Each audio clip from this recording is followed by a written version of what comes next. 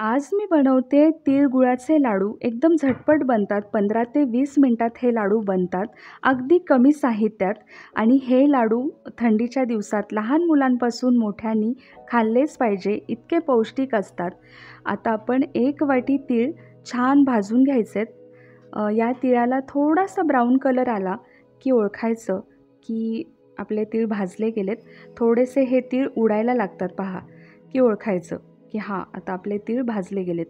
3 ते 4 मिनिटात हे तीळ भाजले जातात. खूप झाले 3च मिनिटात भाजले जातात. आता आपण हे बाजूला काढून घेऊयात. याच कढईमध्ये मी 1 ते 1.5 चमचा तूप टाकते आणि आपण 1 वाटी यामध्ये गूळ टाकून घेणार आहोत.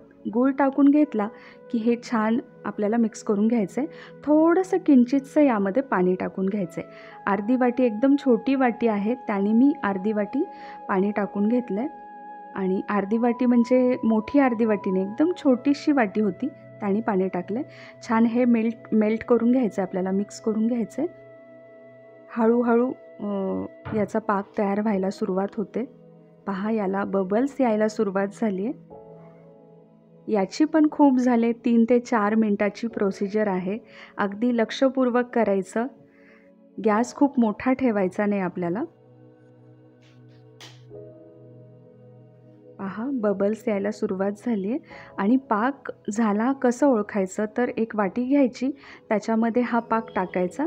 त्याची गोळी तयार झाली पाकाची की ओळखायचं की हां, आपला पाक तयार झाला. आता पहा, मी चेक करून बघितलं होतं.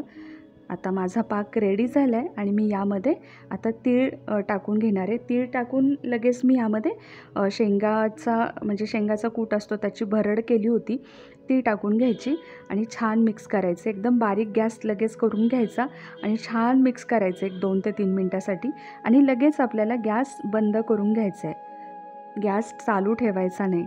पहा, किती छान झालं आहे. एकदम परफेक्ट आहे, मापात आहे.